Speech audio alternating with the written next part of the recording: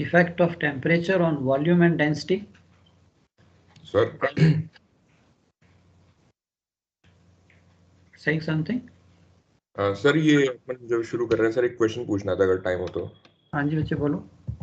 Sir ये जो draft सर्वे वाला क्वेश्चंस है उसमें सर कि हम लोग forward and after midship draft जैसे ट्रिम वाले दे रखे होते हैं या हॉगिंग एंड सैगिंग दे रखी होती है तो Okay. कब हम डायरेक्टली अज्यूम कर सकते हैं मतलब कैलकुलेशन से और कब हमको D+D वाला फॉर्मूला यूज करना है मतलब वो मीन ऑफ मीन कब यूज करना है या फिर हमें डायरेक्टली कब यूज कर सकते हैं। अच्छा देखिए, normally in these calculations the drafts are given to you and then they ask you that okay, whatever vessel may be, when she arrived she may be on even keel, she may have hogging, she may be sagging. Yes sir yes sir. So what do we do? What do we need is that initially when she comes, what is her displacement? Not to sir come. Initial displacement तो हमने अपनी पूरे draft सर्वे से जो है निकाल लिया। अब Correct. जैसे वो बोल रहा है कि 5 सेंटीमीटर मिडशिप में हॉग है और 9 मीटर्स इवन कील पे जहाज को डिपार्ट करना है। Okay. तो इसमें 9 फॉरवर्ड नाव ड्राफ्ट लेके और D+D और D/2 माइनस 0.04 करेंगे या फिर मिडशिप ड्राफ्ट सीधे एवरेज लेके हॉगिंग लगा देंगे। नहीं, अगेन देखो, if she says that you are going to sail, example जैसे कि you are 9 meter even keel पे you are sailing and yes the sir vessel is expected to hog or sag by 5 or 10 whatever centimeters given to you. Yes sir Now to calculate the departure displacement, so I need the hydrostatic draft. Yes sir yes sir. So to calculate the hydrostatic draft, we have to go back to the apply the correction for the deflection of the ship. Deflection क्या है? Hogging, sagging. Yes sir उसका हमारे पास simple formula है forward plus aft plus 6 times midship divide by 8, that gives you the yes sir corrected draft for deflection of the ship. Correct sir.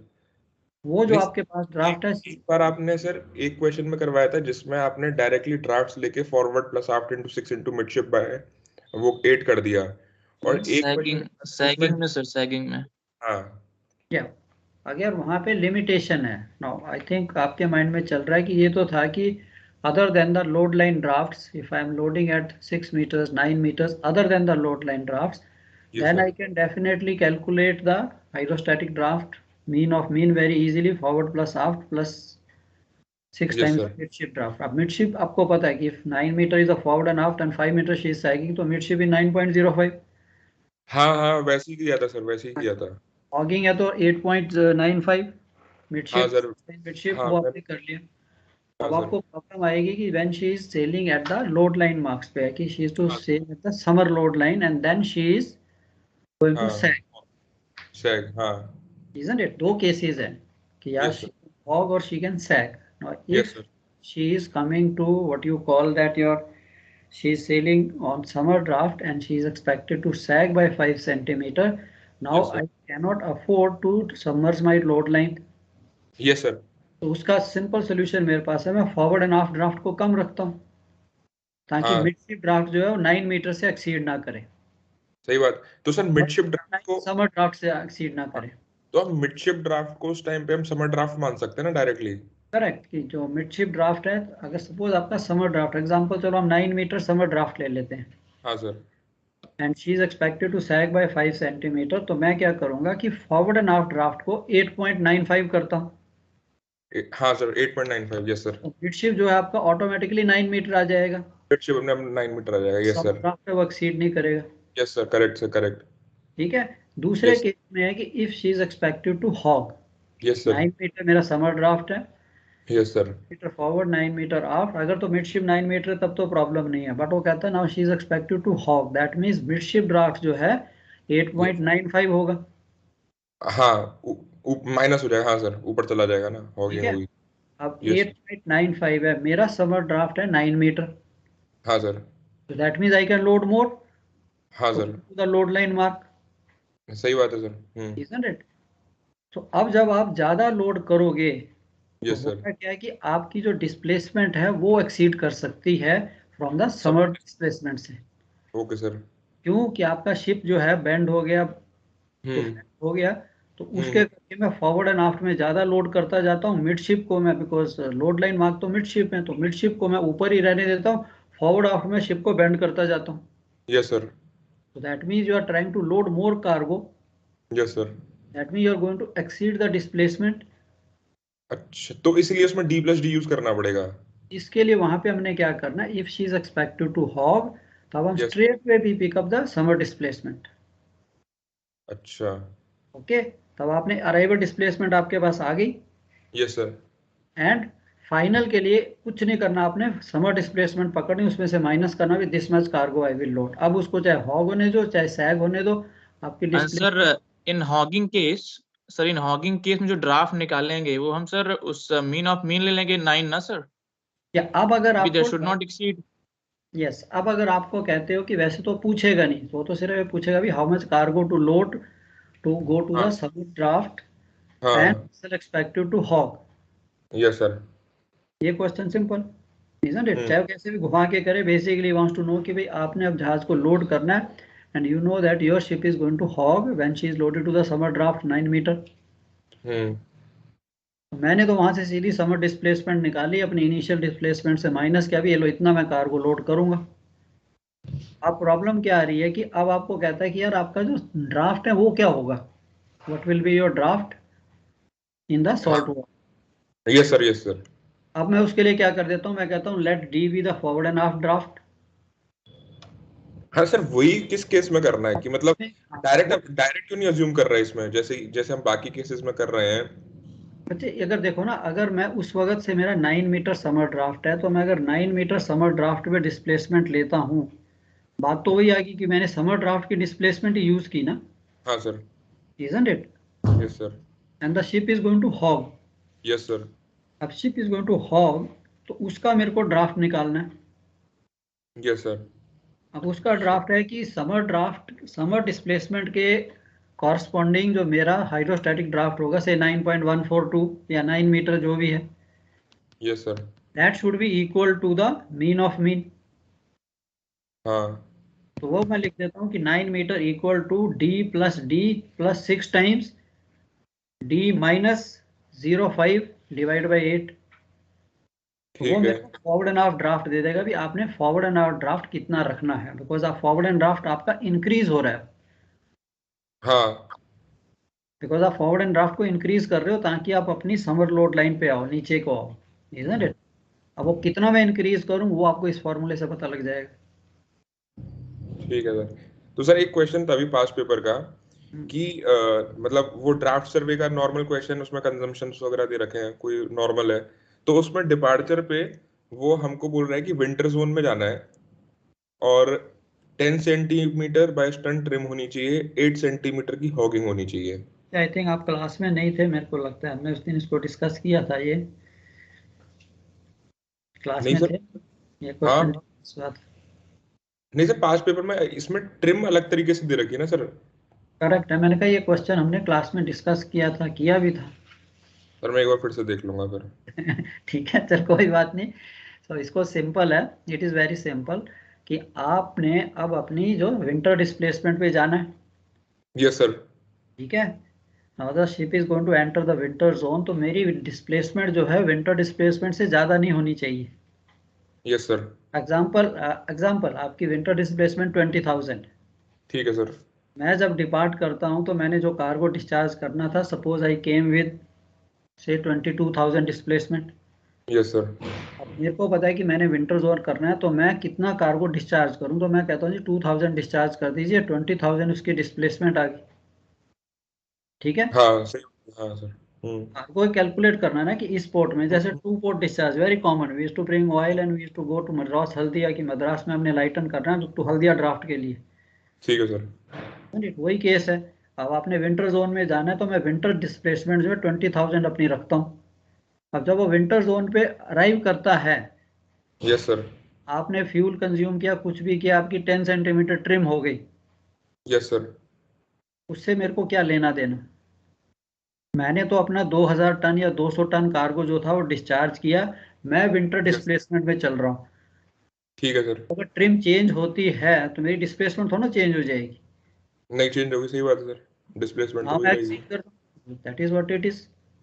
चाहे वो अब जब शिप हॉक करे या सैग करे, कुछ भी करे, मैंने अपनी डिस्प्लेसमेंट उतनी रखी, उससे ज्यादा मैं जा ही नहीं रहा। ठीक है सिंपल। सर। मैंने उसको विंटर डिस्प्लेसमेंट पकड़नी है और आपकी जो अराइवल डिस्प्लेसमेंट है वो 22,000 थी, हाँ मेरी विंटर 20 है, मैं कैलकुलेट करता था 2,000 टन कार्गो डिस्चार्ज कर दीजिए, खत्म। खत्म का। तो उसमें हम लोग वैसे, मैंने क्या है कि वैसे कर दिया था कि विंटर का ड्राफ्ट लेके 10 सेंटीमीटर अगर स्टर्न ट्रिम होगा तो 9.041 तो आफ्ट ड्राफ्ट हो गया, फॉरवर्ड ड्राफ्ट 8.395 हो गया, मतलब 10 सेंटीमीटर माइनस कर दो, 10 सेंटीमीटर तो अपना ट्रिम हो गया। किस लिए कैलकुलेट, मेरे को विंटर डिस्प्लेसमेंट मेरे पास है, हाँ मैंने वही सही रखनी, बात। 20,000 रखनी है। अब जाए जहाज को ट्रिम होने दे, तब क्या, जो मर्जी होने दे। ठीक है सर। ट्रिम होगी तो क्या, इवन कील होगा तो आपका सेंटर ऑफ रोटेशन जो है वो थोड़ा सा मिडशिप के पास होता है, ट्रिम होगी तो सेंटर ऑफ रोटेशन पीछे आ जाएगा, खत्म। हाँ हाँ। और क्या, डिस्प्लेसमेंट तो नहीं चेंज होती ना, वेट ऑफ द शिप तो नहीं डिस्प्लेसमेंट तो चेंज हो सही। जाएगा। हाँ सर, यस सर। ठीक सिंपल सर। अंडरस्टैंडिंग मेरे को जो है कि डिस्प्लेस ट्रिम से डिस्प्लेसमेंट तो नहीं चेंज होगी। अगर मेरा वेट, मेरे शिप का वेट 10,000 है तो मैं 1 मीटर यस ट्रिम ले लेता हूँ तो 10,000 से 9,000 तो नहीं हो जाएगा ना। सर, यस तो सर, सर करेक्ट। इसमें hydrostatic draft mean of mean से इक्वल करना पड़ेगा ना सर, हाइड्रोस्टैटिक ड्राफ्ट फिर पूछा कैसे ही नहीं निकालेंगे उसने, सर? पूछा ही नहीं उसने, पूछा भी कितना अगर कार्गो। सर वही, अगर डिस हाइड्रोस्टैटिक ड्राफ्ट इसमें पूछता है, ये मतलब ड्राफ्ट पूछता है, अगर वो सॉल्ट वाटर में आपको ड्राफ्ट पूछेगा देन यू कैन कैलकुलेट कि आप वही ले लीजिए, विंटर का जो ड्राफ्ट है उसके बराबर लेके, let D be the forward and aft draft. उसने 5 सेंटीमीटर हॉग दिया, उसको 5 सेंटीमीटर हॉग कर दीजिए, आपके पास फॉरवर्ड एंड आफ्ट ड्राफ्ट आ गया, मिडशिप ड्राफ्ट आ गया। बट सर ठीक है इसको सर। इक्वल करेंगे ना हाइड्रोस्टैटिक ड्राफ्ट के, तो वो इक्वल, वाला कौन यस, सा इक्वल ड्राफ्ट टू लेंगे सर? विंटर हाइड्रोस्टैटिक ड्राफ्ट, जो विंटर का जो ड्राफ्ट है उसके बराबर मैं करूंगा उसको। Mean but of sir mean वो को ना, चेंज वो इज इक्वल। चेंज हो जाएगा ना सर, वो तो चेंज हो जाएगा सिंस सीओएफ पीछे आ जाएगा, तो वो तो तब क्या हो चेंज हो गया, जाएगा सर। तब क्या होगा, हाइड्रोस्टैटिक ड्राफ्ट थोड़ा चेंज होगा, सर ड्राफ्ट एट सेंटर जब ऑफ रोटेशन ही चेंज होगा। सर वो वो इवन कील आपका पे 9 दिए हुए हैं ना मीटर सर, है जी। लेकिन जब ट्रिम होगा तब चेंज हो जाएगा सर, वो इवन कील पे दिए हैं ना सर पर्टिकुलर्स में, जब बच्चे अगर ट्रिम होगा 9 तो चेंज हो मीटर, जाएगा यस, अगर मेरा 9 मीटर हाइड्रोस्टैटिक ड्राफ्ट है that mean 9 metre is the draft at the centre of rotation. Rotation. Sir. अब आपके मन में क्या डाउट चल रहा है कि सेंटर ऑफ रोटेशन जो है वहां पे तो ड्राफ्ट मार्क नहीं दिए हुए, ड्राफ्ट हाँ मार्क तो में दिए, जब इवन कील पे है तब तो मैं मिडशिप का ड्राफ्ट लेके जी वही सेंटर ऑफ रोटेशन का ड्राफ्ट हो जाता है। अब जब यस सर। ट्रिम होती है तो सेंटर ऑफ रोटेशन पीछे आ गया, मैं अब वहां पे ड्राफ्ट कैसे कैलकुलेट करूं, अब मैं वहां से शिप यस। साइड से कैसे ड्राफ्ट देखूं। Yes sir. क्यों, yes centre of sir. Rotation में ड्राफ्ट आपका जो अब थोड़ा ज्यादा दिख रहा है, yes sir. Isn't it. Yes sir, यही पूछ रहा उसके लिए था। हम करेक्शन लगाते हैं। चलो मैं इसको ले लूंगा बच्चे, कोई बात नहीं, don't worry, we have time. तो सर आज ये तो मतलब जैसे हमने स्टेप में कैलकुलेट किया था हाइड्रोस्टैटिक ड्राफ्ट कैलकुलेट करने के लिए, बट इसमें हमारे पास ड्राफ्ट ही नहीं है, तो इसलिए कंफ्यूजन हो रही थी, ट्रिम कोई है नहीं, बस। मैं ले लूंगा, I understood your thing, because मेरे मन में था बट आपने उस वक्त कहा कि ठीक है, इट इज ऑल अंडरस्टूड। सो यह क्या है कि बेसिक्स की क्लैरिटी जो है, अगर आपको एक बार बेसिक्स क्लियर हो गया ना, फिर आपके मन में खुद ही, आप इस जो भी क्वेश्चन आपके मन में आएगा आपके पास आंसर भी आ जाएगा, if you know what is actually happening. I take this, एक क्लास में वापस लूंगा इसकी, ओके। ठीक है sir, okay sir, thank thank you sir. ताकि हम उसको फिर सिस्टमेटिकली कर लें आज, नहीं तो हमारी इधर भी ना, हम इधर के रहेंगे ना उधर के रहेंगे। सही बात है। सर एक चीज, ये जो हमारी टेबल्स में जो ड्राफ्ट दे रखा है लोड लाइन वाला, वो हाइड्रोस्टैटिक ड्राफ्ट है ना sir? Yes yes, that is hydrostatic draft. ठीक है। या चलो, तो आज का हमारा ऑब्जेक्टिव है recap basics, tanker calculation, effect of temperature on volume and density, calculation of oil in cuboid tanks, equipment use for taking allergies. ये तो आपने सारा किया हुआ है, ये जो ब्लू कलर वाला लिखा हुआ है I think you already done. फिर भी हम इसको वापस शुरू से ही करेंगे। अब आपके पास जो एडिशन होनी है इन टैंकर कैलकुलेशन में, effect of trim on tank levels and volume determination, effect of list on tank levels and volume determination, and calculation of volume of ways. Simple calculations and very basic mathematics, trigonometry. We are going to use this to find out. Again, understanding is very important. Once you have understood कि यार क्या हो रहा है, I don't think these numericals are at all difficult. अब there are certain basic terminology, basic terms, tanker वाले तो used to होंगे. Volumes, something called total absorbed volume, TOV. In simple terms, TOV is the volume of oil including everything, total water, total sediment measured at the present temperature. अब मैं allege लेता हूँ and if I calculate the volume length breadth into height of oil, what do I get is the total observed volume. उसके अंदर तेल है, पानी है, सेडिमेंट्स हैं, उस सब कुछ उसमें आ जाता है, उसे हम टोटल ऑब्जर्व्ड वॉल्यूम कह देते हैं। अब some time you are loaded oil and उसके अंदर हो सकता है आपके पास 10, 15, 20, 25 मीटर क्यूब पानी भी आ गया। अब एक तो होता है पानी उसके अंदर मिक्स हुआ होता है, इसे कहते हैं सस्पेंडेड वाटर, उसको तो टाइम लगता है सेटल होते हुए। बट एक था कि उसके साथ ही पानी आ गया और वो ऑलरेडी नीचे सेटल हो जाएगा। And if I take the dip or whatever means I have, I calculate कि यार 5 सेंटीमीटर 10 सेंटीमीटर नीचे पानी है जिसे हम फ्री वाटर कहते हैं। वो तो मेरे को नोन है कि भाई ये 5 सेंटीमीटर फ्री वाटर है नीचे में, उसके ऊपर तेल है। अब उस पानी को अगर मैं TOV से माइनस करता हूं तो उसे हम GOV कह देते हैं। So basically gross observed volume is the volume of oil including dissolved water, suspended water and suspended sediment but excluding the free water. तो सिंपल अगर कहीं क्वेश्चन में कहता है कि okay you have so much ullage and there is 5 centimetre of water, so मैं GOV आराम से निकाल सकता हूँ कि अलेज से मैंने वॉल्यूम निकाल लिया, length breadth into height minus the volume of water which gives me the GOV. If there is no free water, TOV is equal to GOV. Now there is something called gross standard volume.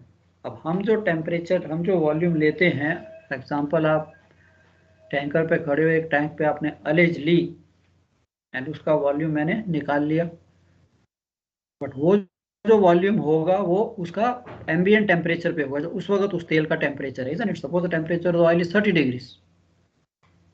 जब मैंने allege ली है तो वो जो volume आएगा that is the volume of oil eight 30 degrees, isn't it? अब इसमें problems क्या आ रही थी, suppose you load the oil eight Persian gulf 30 degree, आपने वॉल्यूम निकाल लिया 1000 मीटर क्यूब। आप यूरोप चले जाते हो, वहां पे टेम्परेचर कम हो जाता है। अब आप जब अलेज लेते हो उस टेम्परेचर पे 10 डिग्रीज पे, तो आपका वॉल्यूम आता है 950 मीटर क्यूब। तो अगर हम ये gross volume to gross volume ही अगर यूज करते देन तो one of the parties will suffer, क्योंकि अगर मैंने 1000 तो वहां लोड किया था, अब आप कह रहे हो 950 है। बेसिकली हुआ क्या, इट इज अ टेम्परेचर। अब इमेजिन कीजिए, actually I want to take this on the board to explain you. मैं बेसिकली बोर्ड पे चला जाता हूँ, I take you on the board ताकि आपको थोड़ी अंडरस्टैंडिंग क्लियर हो जाए।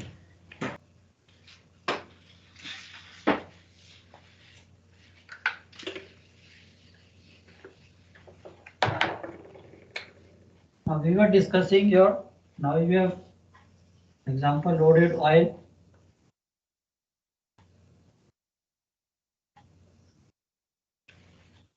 I hope all of you can see now. Yes sir. इसमें मैंने suppose I have loaded say 1000 meter cube at 30 degree centigrade. Now when I go to discharge port, there the temperature is 10 degree or 20 degree. Naturally this volume will reduce. पहले मेरी allege ये थी, discharge port पे allege ये आ गई। Now if I just calculate on basis of this, which is say 950 meter cube at 10 degree centigrade, तो कुछ बात बनती नहीं है, one of the party will suffer. तो इसका सिंपल सोल्यूशन था कि they say what you do, you calculate this volume what you have loaded in load port. What I loaded say 1000 meter cube at 30 degree centigrade. I calculate the volume of this oil at one standard temperature say 15 degree centigrade. That I will see, that we will see how do we calculate that, कैसे उसको करना। So we calculate at 15 degree centigrade, which is a what we call a standard temperature. Now when I go to the discharge port, there also temperature was 10 degree, but I calculated again the volume at 15 degree centigrade.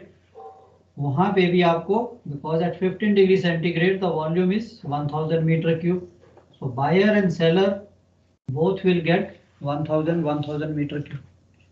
अब इस oil का volume को which we have calculated at standard temperature, it is called gross standard volume, in short form GSV। तो अब हमारे पास terms आ गई। First was what we know, TOV, total observed volume. From there we can calculate, or sometime TOV is equal to GOV. अब मैंने gross observed volume से gross standard volume निकाल लिया एक standard temperature. So this becomes a standard practice कि भाई आप एक टेम्परेचर पे इस ऑयल को निकालियो, that we will see how do we do it. So एक तो ये टर्म हो गई हमारी वॉल्यूम की। अब some time we have when the ship comes, she has some quantity in the tank. आपके पास ऑलरेडी ये पानी है, बैलास्ट आपने वॉशिंग की, you could not pump out everything, there is something remaining in the tank, maybe 10 meter cube. You have come to load port, the surveyor comes and he dips your tanks and he finds there is something in the tank. This quantity is basically known as OBQ, on board quantity. Now if I load oil on top of this, maybe again say 1000 meter cube I have loaded. Now when I take the final ullage, how much terminal has given me the oil? By my measurement, I came to know 1000. So minus 10 meter cube, that means actually I loaded 990 because 10 meter cube तो मेरे tank में already था. So this quantity is normally known as OBQ. अब इसका opposite, I go to discharge port. I pump out the oil, discharge the oil, but something remains in the tank. What we call unpumpable. Suppose उसे कहता कि 10 metre cube.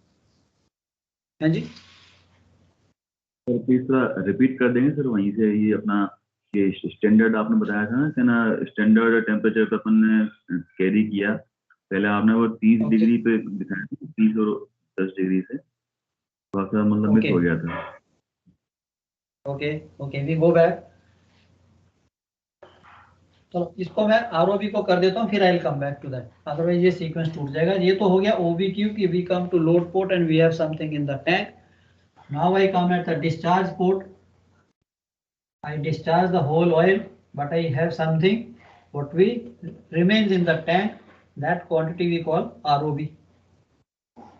Give this 10 meter cube of ROB. So normally that as a chief officer, I cannot afford to have any ROB. Charter जान खा जाएगा, मेरे owner को पैसे मांगेगा। So we always have a good relation with surveyors and all that, and we try to show that ships are built in such a way that we always have a tank dry certificate कि भाई हमारे पास कुछ नहीं है। But in case if anything remains, that is called ROB after the discharge. And if you come for loading and something is there in the tank, we call it OBQ. So please remember this ROB and OBQ क्या है। Sometime in the numerical he may mention calculate OBQ. So do not start wondering OBQ means कि भाई आपके tank में पहले से ही कितनी quantity पानी या तेल की वो है। Now going back to the volumes, यार ये मेरा टैंक है, I took the ullage from the ullage port, जो भी आपकी ullage I, I calculated the volume is equal to length into breadth into the height of oil, not the height of tank, it is height of oil, that gives me the volume of oil. This volume of oil I term it gross observed volume, which is basically equal to same length breadth into height of oil. अब इसके अंदर क्या है, तेल है, पानी mix है, sediments है, everything is known as GOV. But if I know I have loaded oil, but उसके साथ मेरे पास नीचे कुछ फ्री वाटर भी आ गया, जिसे हम कहते हैं कि yes there is a free water 10 centimeter, very common BH crude. शुरू में हम लोड करते थे Bombay high, I used to get about 1000 metric ton of water. Bombay ऐसे जब क्रूड लोड किया जाता था 1000 टन तो पानी आता था उसमें।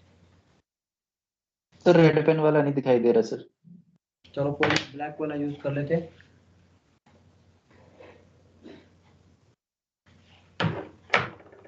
तो ये जो नीचे हमें मिलेगा which is separated, this is called free water. अब मेरे को अगर फ्री वाटर पता है इट इज 10 मीटर क्यूब। अब ये मेरा जीओवी था, so I have a term GOV is equal to length into breadth into height of oil. And if I know there is a free water which is equal to 10 meter cube and इसका मैंने निकाल लिया 1000 meter cube. Now if I subtract this free water, now this is called total observed volume. Total observed volume is length into breadth into volume. Free water मेरा 10 है. Now if I subtract, then I get GOV. Now what will be the GOV? Is equal to total observed volume minus free water. In case अगर आपके question में, in case he doesn't give any free water, he straightway says कि okay आपके tank में इतनी allege थी, so we straightway use it is GOV because that time GOV is equal to TOV. अब ये GOV आपका आ गया 1000 minus 10 990 meter cube is the basically the gross observed volume. Normal practice में what do we do? Immediately there is a mixed water, suspended water जो separate नहीं होता. So when we load the tanker, we take the alleges, we calculate everything, and on departure also we take the dips. हमें कोई पानी free water मिल गया, we declare. नहीं मिला, we take after 24 hours we take the dips. After 48 hours we take the dips. After 72 hours we take the dips, and whatever water which settles down, we keep informing the owner charter कि this is the 24-hour water dips, 48, 72 hours और arrival में अगर आपको कुछ पानी मिलता है, so this is how basically your tanker trade runs. अब आपके पास ये सारा कुछ तो हो गया. Now we come to basic जो हमने करना है यार, हमारी जो कैलकुलेशन है ये है क्या चीज.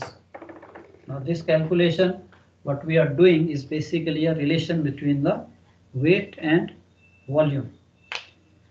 Now weight and volume is connected by what we call density.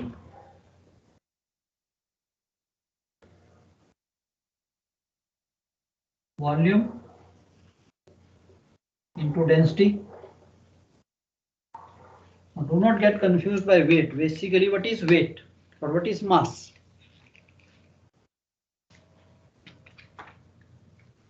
Mass क्या होता है? Weight is a force, and sir, weight is a force, and mass is only the quantity of the matter inside a substance. Correct. Very simple. Mass is the quantity of matter in a body. Mass is a quantity of matter in a body. It does not change with temperature. It does not get affected by anything. अब in normal terms हमारी body में कितना मास है, quantity of matter it will remain same. पर जब मैं इसका अपनी बॉडी का वेट करता हूं तो basically what we are doing is mass into G, acceleration due to gravity हम ऐड करते हैं, वो हर जगह पे अलग अलग होती है. अब मैं आपको उठा के चंद्रमा पे भेज दूं तो आपका जो वेट है यहाँ पे 70 किलो है, तो चंद्रमा पे हो सकता है 40 किलो ही शो करे because G has changed. Isn't it? Now, the idea of discussing this basic is in this tanker calculation, whatever we do, we consider this weight and mass as the same thing. So we are not going for G and all that. Idea that this weight or mass, whatever we call, it is not getting affected by temperature, whereas volume and density, they are the function of temperature. If the temperature of the oil increases or decreases, your volume also increases and decreases, isn't it? The volume also expands or contracts. At the same time, your density also changes. अब density change क्या चीज है? Now density change is simple. अगर मैं तेल को 1 degree गर्म करता हूं, if I heat up the oil by 1 degree, how much this density, उसकी जो density है, suppose it is 0.85. Oil will expand at different rate of expansion, what we call the coefficient of expansion, isn't it? तो हर Yes, sir. Oil के लिए अलग अलग होता है, कोई ऑयल ज्यादा एक्सपैंड करेगा, कोई कम करेगा. So ये जो coefficient of expansion है, this is determined in the laboratory and they tell you, or this given in the books, कि this particular oil, the coefficient of expansion is example 0.0006 per degree centigrade. Means अगर मैं, इसका मतलब क्या है कि अगर मैं तेल को 1 डिग्री गर्म करता हूं तो उसकी डेंसिटी जो है 0.006 इतनी चेंज हो जाएगी. एंड यही चीज हमारी काम आती है कि before this ASTM tables came, the density used to be determined in laboratory at one temperature. Example, say density at 20 degree. Lot of ports are there in the world today where they give you density at 20 degree is say 0.85. और चलो 91 कर देता हूँ, 9100 at 20 degree centigrade. And the coefficient of expansion is 0.0006. Can you find out what will be the density at 21 degree? Density at 20 degree is 0.9100. What will be the density at 21 if I heat up the oil? इतनी है, हो जाएगी sir, हो जाएगी sir, कम हो जाएगी इतनी. कितनी हो जाएगी? Minus sir 0.006 temperature difference. उससे 0.0 0.9094 कुछ ऐसा होगी ना सर, 9094. माइनस और प्लस होगी, डेंसिटी कम होगी या ज्यादा होगी? सर कम होगी, डेंसिटी कम होगी ना सर, कम होगी, टेम्परेचर हो ज्यादा जाएगी कम होगी सर. हाई हो जाए तो डेंसिटी कम होगी. Very right. So density is inversely proportional. If the temperature goes up, the density decreases. तो अब मेरी डेंसिटी जो है लेस डेंसर हो जाएगा, मतलब very एक्सपेंड right, करेगा और लेस डेंसर हो जाएगा. very right, isn't it? Example coconut oil. अब सर्दियां आ रही हैं तो टेम्परेचर कम हो रहा है तो और ज्यादा डेंस होना शुरू हो जाता है, थिक होना शुरू हो जाता है. जैसे मैं उसको गर्म करता हूँ, उसका टेम्परेचर इंक्रीज करता हूँ, वो लेस डेंस होना शुरू हो जाता है. So please remember this. If the temperature is increasing, density will decrease. So 21 पे मेरी डेंसिटी जो है 9094 हो जाएगी. It was 9100 at 20. So 21 पे ये डेंसिटी आ जाएगी. Now this becomes easy कि अगर मेरे को मेरा ऑयल जो है, now this equation is true provided both the volume and density both are at same temperature. If they are at different temperature, then this equation is not true. तो मैंने oil की मेजरमेंट की, the volume of the oil, the temperature was 30 degree and density is given to me at 20 degree. I cannot calculate. No, this will be wrong. अब इसको solve करने के लिए basically there are two methods. अब ये दो methods क्या हैं? First, either I change the density to the temperature of volume. Either I change, जैसे मैंने किया, मेरे को डेंसिटी 20 डिग्री पे पता है, I will calculate the density at 30 degree. So that method we call say DCC, density correction per degree centigrade. So in this case, I know the volume at 30 degree centigrade is 1000 meter cube. I call it say GOV at 30 degree centigrade is equal to 1000 meter cube. Density at 20 degree is 0.91. Now I have to calculate density at 30 degree. Very simple. 0.91 temperature increase हुआ minus difference in temperature 30 minus 20 into the factor. यही हम कर रहे थे. So I can calculate the density 10 into 0.0006. 0.006. Yeah, 0.006 minus 894.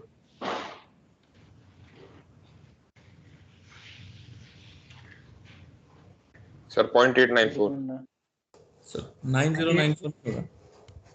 0.904 आ रहा है. 904.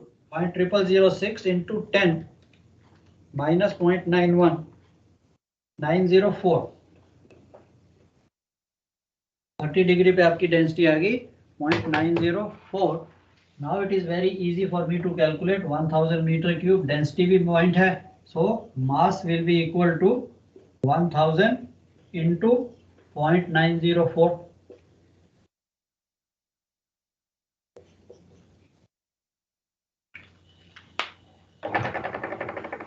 So this is one method that we have to change the density to the temperature of volume, जिसे हम कहते हैं ये वाला मेथड की DCC is a density correction per degree centigrade. दूसरा मेथड क्या हो यार, why should I change density? अब उन्होंने क्या किया, they start giving you density at one temperature, one standard temperature. The density at 15 degree centigrade जो हम कह रहे थे is given to you 0.90. So density at 15 degree is given to me, and ये जो density है, now please remember, the weight in air is not equal to weight in vacuum. Similarly, density in vacuum is different than density in air. Nowadays, what they do, they calculate the density at 15 degree centigrade in their laboratory in vacuum. So this is known as density at 15 degree centigrade in vacuum is given to me in the ASTM tables. Now, तो laboratory सिर्फ vacuum में calculate करती है sir? in laboratory, yes. Actual density of any body, any matter, any substance, the correct density is the density in vacuum, which we cannot calculate. What we see with the hydrometer, that is the density in air. That's not the correct density. So correct density of any oil, they calculate in the lab. And the terminal gives you, achieve the density at 15 degrees centigrade is whatever the figure is there. Now if I sir जो हम on board weight calculate करते हैं वो भी wait in air होता है ना? Yeah, we can calculate both. We can calculate weight in air and we can calculate weight in vacuum. But calculation of weight in vacuum has got no meaning to me. मेरे को तो weight in air चाहिए actually to calculate my draft and stresses and trim, isn't it? We will see how both the things can be calculated. अब मेरे को ये था कि my oil is at 30 degree, density is given to me at 15 degree centigrade in vacuum. Now what do? I change my volume. I convert the volume to 15 degree centigrade. अब ये जो volume 1000 meter cube at 30 degree centigrade था, I want to calculate ये volume कितना होगा at 15 degree centigrade. This is the second method. How do we do? By ASTM tables. That we convert the volume of ambient temperature to volume at a standard temperature. And उसको correct करने का there is a factor what we call VCF, volume correction factor, which is given in your table 54. Don't get confused. I will do this not today. आज हम पहला method करेंगे. So this is the second method कि आपको एक correction factor दे दिया उसने. We will see how do we take out, उसको कैसे करते हैं. Now if I know this one correction factor कि अगर मेरा VCF जो है for a density of 0.9 or 0.85 at 30 degree centigrade, मेरा टेम्परेचर है ऑयल का एंड मेरे को डेंसिटी पता है, टेम्परेचर पता है, डेंसिटी पता है. And if I get this factor as से 0.9880, ये आपको टेबल से मिलेगा. Now I multiply this 1000 with this VCF 0.9880, I get gross standard volume जो हम पहले बात कर रहे थे, means I can immediately come to know कि जिस तेल का वॉल्यूम 1000 मीटर क्यूब है एट 30 डिग्री सेंटीग्रेड, 15 डिग्री पे उसका वॉल्यूम 980 मीटर क्यूब रह जाएगा अगर टेम्परेचर डिक्रीज होता है बाय ASTM मेथड। अब हमारे पास कुछ बात बनती है कि यार ये equation to calculate the weight is equal to volume into density. I can do both the methods. Either I convert the density to the temperature of volume, or I calculate the volume at the temperature of density. तो हमारे पास दो method आ गए। I hope यहाँ तक any doubt in anything? दोनों method use कर सकते हैं सर। क्वेश्चन में आएगा, they will give you in the question that find out what, जैसे जैसे हम क्वेश्चन करेंगे, but this is the basic thing कि क्वेश्चन में कैसे भी कहता है, if he gives me the factor, if he gives me the coefficient of expansion, and if he gives me a different density at different temperature, oil is a different temperature, I can calculate by this. So he doesn't have to mention which, because he has given me the factor of expansion and he has given me तो ये density. Coefficient of factor जो है sir वो पर degree है ना sir? वो Yes, that is पर डिग्री एक्सपेंशन ना सर? yes.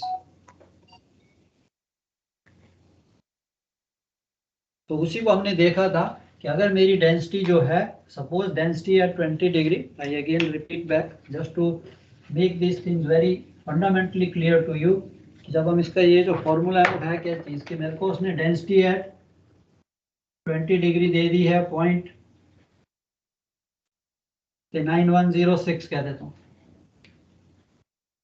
डेंसिटी एट 21 मैंने निकाला कि यस डेंसिटी विल इंक्रीज, इसमें से ये फैक्टर माइनस कर दिया, आगे 9100। डेंसिटी है 22, इसमें से और माइनस कर दीजिए। डेंसिटी है 23.9, इसमें से अगेन फैक्टर को माइनस कर दीजिए, 908688।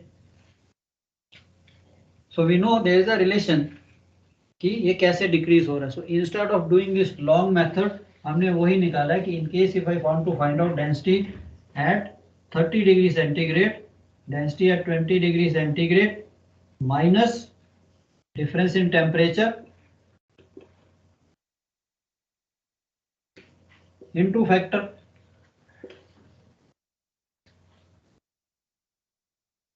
यही कर रहे हैं कि मेरी डेंसिटी थी 0.9106 minus difference in temperature 10 into factor.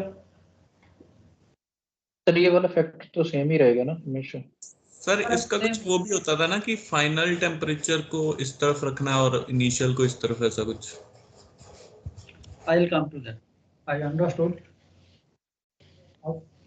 चलो यहाँ तक I hope clear to everyone. ठीक है सर, ये कि डेंसिटी करेक्शन वाला एक VCF वाला, ये समझ में आ गया। Correct, very right. सो दो मेथड है कि हम उसको कैसे अपने वॉल्यूम को चेंज कर सकते हैं, कैसे हम करेक्ट मास निकाल सकते हैं। अब आपका डेंसिटी भी सीधा हम 15 डिग्री पे कैलकुलेट कर सकते हैं जो डेंसिटी चाहिए तो। Yes yes. तो जिस अगेन वो कहता है कि like yes if your loading temperature is 30 degree, now what is happening, this is my load port,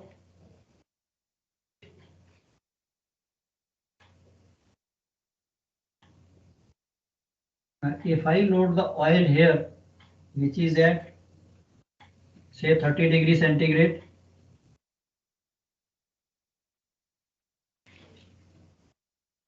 and I sail, and I know that during the voyage the temperature of the area where I am passing that may go to 40 degree. अब यहाँ पे मेरा temperature जो है 40 degree हो गया। इस tank पे मैंने जो अलेज रखी थी, अगर कम रखी है हो सकता है टैंक ओवरफ्लो कर जाए, अलेज डिक्रीज हो जाएगी because oil will expand. Now the question comes that if I know कि यार voyage में temperature is going to be so much because I am coming from say Europe or I am coming from Seahan, Turkey, फिर crude लेके आ रहा हूँ and I am coming to India. रास्ते में temperature summer peak summer 40 degree होगा, oil will expand. Now to have, अब आप captain साहब हो, आपके माइंड में है कि नहीं भी मेरे को तो अलेज पोर्ट से 1 मीटर की 1 मीटर अलेज चाहिए ही चाहिए from the ullage port at all times there should be 1 metre allege.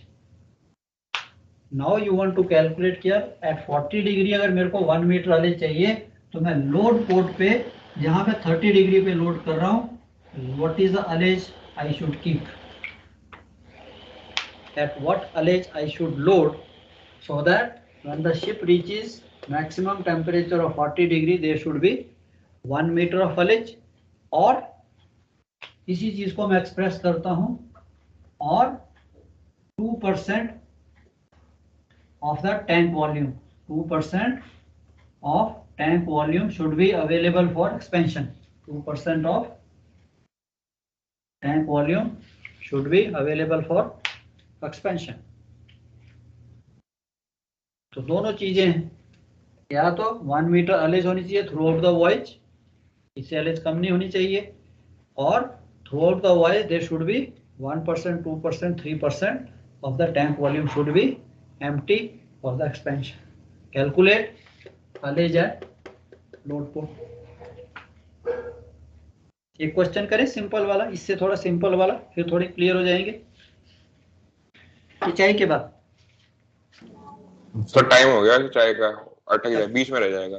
ठीक है गुड. सो अब ये है, अब ये क्वेश्चंस भी आपने किए हुए हैं, but anything can come in your exam. चाहे आपने सेकंड मेट में किया है, ये नहीं कभी सोचना यार ये तो सेकंड मेट का सिलेबस में से क्वेश्चन नहीं आएगा. No, there is nothing called syllabus. अब मैं चीफ ऑफिसर हूँ, I have to know, I have to calculate, I have to tell the duty officer और आई हैव टू स्टॉप कि भाई इतनी अलेज आ गई, स्टॉप लोडिंग. सर इसमें ऐसे ही करेंगे ना, 40 डिग्रीज पे वेट निकाल लेंगे और वेट को फिर 30 डिग्रीज पे वॉल्यूम में कन्वर्ट कर देंगे. Very right.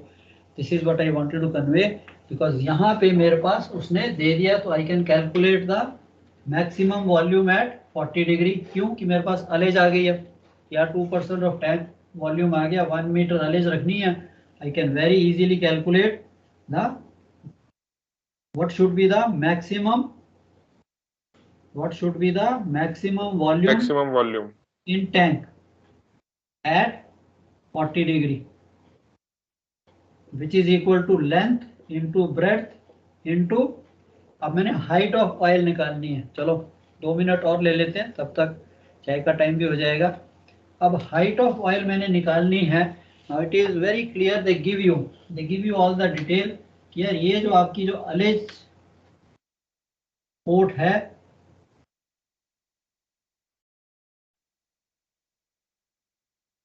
this is 1 meter above the deck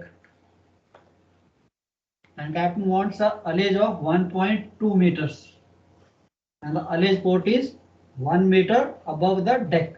That means यहाँ से जो allege है वो 1.2 मीटर होनी चाहिए. अब इसके भी 2 मेथड है, जो आपको कन्वीनियंट लगता है आप उससे कर सकते हो. मेरे को क्या निकालना है, max volume in the tank at 40 degree is length into breadth of the tank, तो हो गई. अब हाइट ऑफ द ऑयल निकालनी है. सपोज दिस टैंक इज से 15 मीटर इसकी हाइट है एंड 1 मीटर अलेज पोर्ट ऊपर है. अब मैं इसको करता हूं कि length into breadth into 14.8 plus 1 minus 0.2. हाँ जी, मैं रखता हूँ 15 प्लस 1 मीटर माइनस 1.2. बात वही आ जाएगी कि 16 माइनस 14.8, और आप कहते हो कि नहीं ये 1.2 इसमें से 1 माइनस कीजिए 0.2, 15 माइनस 0.2 तब भी 14.8.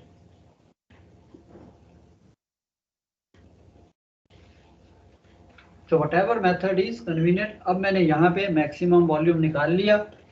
Maximum volume at 40 degree I know. Density at 40 degree I can calculate. Even the density is given to me at 20 degree. I can calculate the density at 40 degree.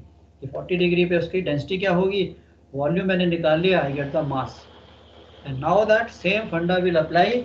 Mass always remains constant.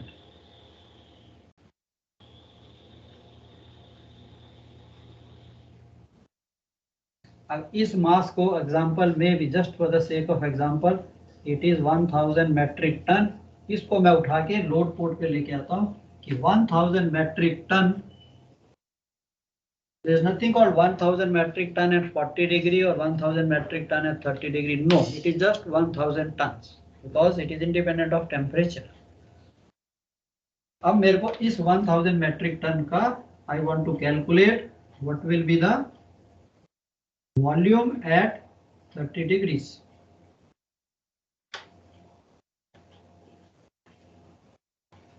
(1001) equal to how much volume at 30 degree? वो भी simple. I can calculate the density at 30 degree by the coefficient of expansion factor लगा के. 30 degree पे density मेरे पास आ गई. And आपको पता है mass is equal to volume into density. अब आपको डेंसिटी पता है, मास पता है, so straight way 1000 metric tonne divide by density at 30 degree centigrade will give you volume at 30 degree centigrade. And इस वॉल्यूम को if I divide by area of the tank I get the height of oil. Total height of tank minus height of oil give me the ullage. What should be the ullage at load point?